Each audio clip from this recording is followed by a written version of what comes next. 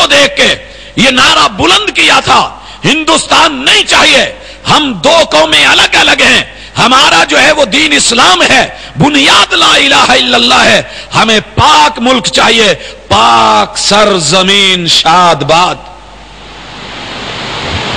پاک سرزمین، ہمیں سرزمین پاکیزہ چاہیے۔ لیکن کیا ہوا؟ اللہ اکبر، آج میں اور آپ دیکھیں گے میرے اور آپ کے شہر میں گندم کو کیڑے پڑیں گے، اور حالات یہ ہیں، گندم امیر شہر کی ہوتی رہی خراب، بیٹی مگر غریب کی فاقوں سے مر گئی، کسی کو پرواہ نہیں ہوگی۔ اور ایک طرف ہم دیکھتے ہیں ترقیاں کیسے آئیں، خوشحالیاں کیسے ملی، اور جن کی تربیت محمد الرسول اللہ صلی اللہ علیہ وسلم نے لا الہ الا اللہ کی بنیاد پہ کی تھی، حضرات ہم ان لوگوں کو بھی تھوڑے لمحہ کے لیے دیکھ لیں۔ اللہ اکبر، محمد کریم علیہ الصلاۃ والسلام، ایک بچی آتی ہے، ہوا کیا ہے؟ بکریاں چراتی ہے، غلام ہے، نوکر ہے، زر خرید ہے، بکریوں کی چرواہی ہے۔ ایک بکری کو بھیڑیا لے گیا، مالک غصے میں آیا اور چہرے پہ تھپڑ مار دیا۔ مالک غصے پہ آیا، چہرے پہ تھپڑ مارا، پھر دل میں خیال آیا کہ غلام تھی، نوکر تھی، میں بھی ہوتا تو بھیڑیا لے جا سکتا تھا۔ خود کو احتساب کے طور پہ محمد الرسول صلی اللہ علیہ وسلم کی عدالت میں پیش کر دیا، بچی کو بھی لے گیا مالک، اور نوکرانی بھی چلی گئی۔ کہا آقا ایسے ایسے بکری کو بھیڑیا لے گیا، یہ چراتی تھی، مجھے غصہ آیا، میں نے تھپڑ مار دیا۔ میرے آقا نے، اللہ اکبر بھائیو تڑپ جائیے، پاکستان کا مطلب کیا؟ لا الہ الا اللہ۔ آقا نے بچی کو پوچھا، بیٹی این اللہ، کیا تجھے پتا ہے کہ تیرا رب کہاں ہے؟ تجھے توحید کا علم ہے؟ این اللہ، تیرا رب کہاں ہے؟ بچی نے انگلی اٹھائی اور آسمان کی طرف اشارہ کر دیا، اشارہ کیا۔ آقا نے کہا آتقھا فإنہا مومنہ، اس کو آزاد کر دے، غلامی سے جان چھڑا دے، اب نکرانی بنا کے نہیں رکھ، اس کے سینے میں ایمان ہے، توحید کی دولت ہے، یہ جانتی ہے کہ ہاں اللہ کہاں ہے، اس کو آزاد کر دے۔ حضرات میرے محبوب نے اس بچی کو توحید کی بنیاد پہ آزاد کروا دیا، لیکن جس ملک کو توحید کی بنیاد پہ لیا، کلمے کی بنیاد پہ حاصل کیا، لا الہ الا اللہ نعرہ بنایا، اسی ملک کے حکمران نے اپنی کتاب میں لکھا کہ میں نے ہزاروں کے حساب سے، سینکڑوں کے حساب سے کلمہ پڑھنے والے مسلمانوں کو ڈالروں کے عوض جو ہے یہ غیروں کو بیچ ڈالا۔ ببانگے دوہل لکھا، بغیر شرم و حیا کے لکھا، اور عام آدمی نے بھی پڑھا، خواص نے بھی پڑھا، لیکن کیا ہوا؟ ڈاکٹر عافیہ صدیقی تو اس کی ایک چھوٹی سی مثال ہے جو میڈیا کے سامنے آ گئی، کلمہ پڑھنے والی، لا الہ الا اللہ کہنے والی، قیام کرنے والی، رکوع میں سبحان ربی العظیم بولنے والی، سجدوں میں سبحان ربی الاعلی کہہ کے گڑ گڑانے والی،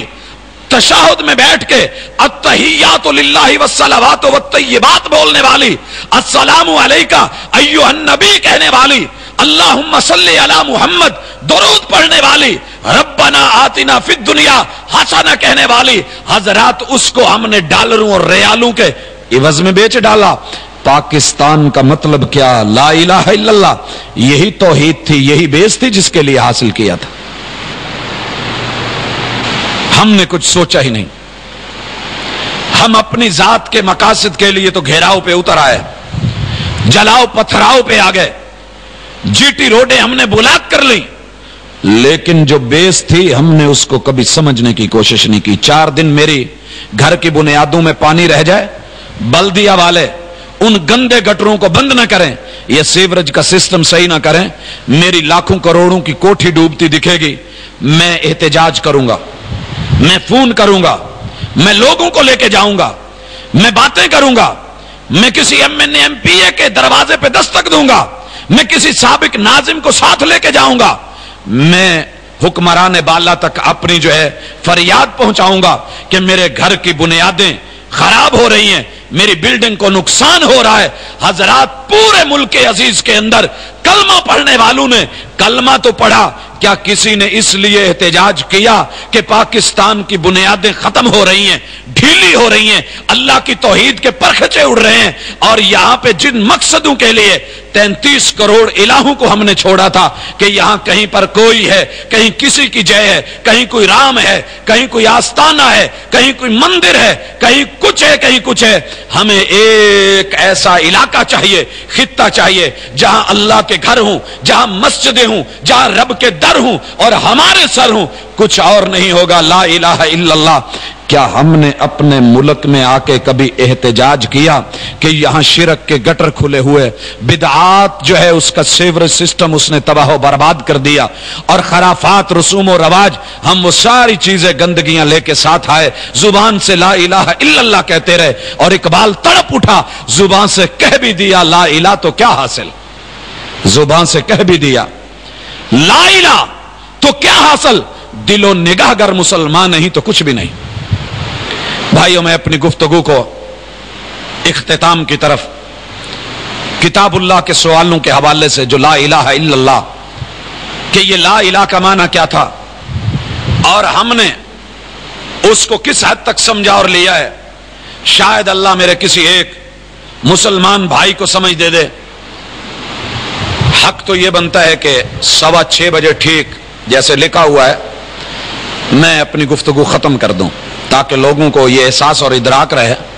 کہ یہاں ٹائم پہ بات شروع ہوتی ہے اور ٹائم پہ ختم ہو جاتی ہے۔ کاش ہم نے لا الہ الا اللہ پڑھانے والے کے ٹائم کو دیکھا ہوتا، کتنی پابند ہستی تھی ٹائم کی، لیکن الحمدللہ فبہا۔ حضرات، لا الہ الا اللہ ہم سے تقاضا کیا کرتا ہے اور اس کا معنی کیا ہے؟ رٹے رٹائے جملے نہیں تھی لا الہ الا اللہ، بلکہ اس کا کچھ مفہوم تھا، اور وہ مفہوم یہ تھا کہ مسلمان نے جب انڈیا میں دیکھا کوئی کسی جا کے مندر میں ہاتھ،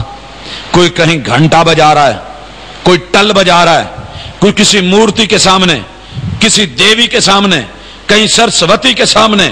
کہیں رام کے سامنے، کہیں کرشنا کے سامنے، حضرات 33 کروڑ الہ جب ان لوگوں نے دیکھے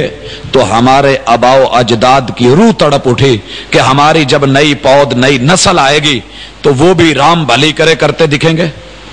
وہ بھی اپنی چوٹیاں رکھتے نظر آئیں گے، وہ بھی ہندو والے بول بولتے نظر آئیں گے۔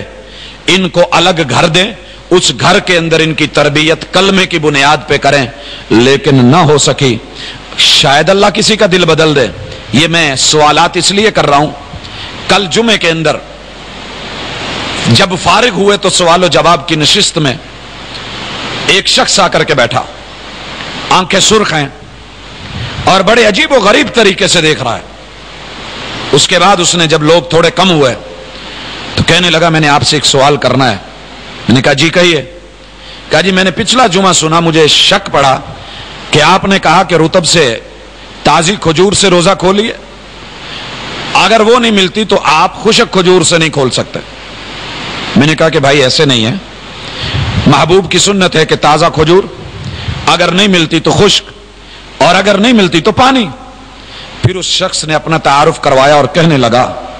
کہ میں یہ آپ کا تیسرا پروگرام سن رہا ہوں۔ پہلا پروگرام میں اپنے ڈیرے پہ بیٹھ کے اپنے منجے پہ بیٹھا تھا، میں اپنے علاقے کا اچھے نام والا نہیں، بدنام زمانہ انسان ہوں، اور دنیا مجھے اس نام سے یاد کرتی ہے، اور آج تک مسجد میں جانے کا کبھی اتفاق نہیں ہوا۔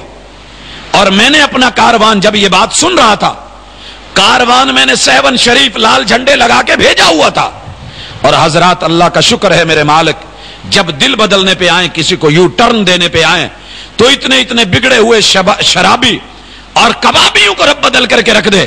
اور توحید کے مد مقابل شرک کی رکھوالی، ترجمانی اور نگرانی کرنے والوں کے دل بدل کے رکھ دے۔ کیا کہہ رہا ہے کہ میں نے وہی چند بول سنے، رب نے میرے دل کی دنیا بدلی۔